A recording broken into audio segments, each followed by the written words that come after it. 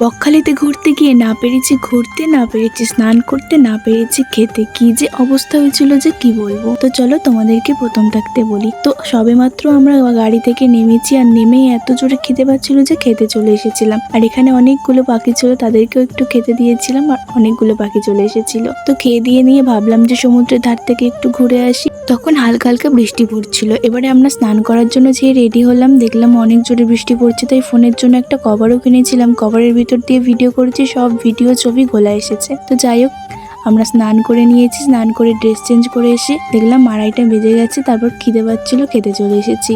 বিরিয়ানি নিয়েছিলাম, কিন্তু বিরিয়ানি এতটাই বাজে খেতে ছিল যে কি বলবো। ভাত খাচ্ছি না চাল খাচ্ছি বুঝতেই পারছিলাম না। খাওয়া দাওয়া করে সমুদ্রের ধারে এসে কটা ছবি তুলবো, ভিডিও করব বলে এলাম, কিন্তু এমন অবস্থা তো দেখতেই পাচ্ছ, একটাও ছবি তুলতে পারিনি, আর ভিডিও তো নিতেই পারিনি। শাড়ি জাস্ট আমি ধরে রাখতে পারছিলাম না, এত জোরে হাওয়া হচ্ছিল। তারপর অন্য জায়গায় চলে গেছিলাম, এই ঝাউবনের ধারে। এখানে একটু কম হাওয়া হচ্ছিল, তাই কিছুটা ছবি তুলেছিলাম, আর দুটো ভিডিও করেছি সবে। তারপর এলো ঝমঝমিয়ে বৃষ্টি। তখন বৃষ্টি পড়ছিল না বলে ছাতা নিয়ে যাইনি, পুরোই ভিজে গেছিলাম। ভাগ্যিস আরেকটা ড্রেস নিয়ে গেছি, ওটা পরে নিয়েছিলাম। এবারে কি করব, সারাক্ষণ বৃষ্টি হচ্ছে আর একটুও ঘুরতে পারিনি, তাই এবার বাড়ি চলে যাব।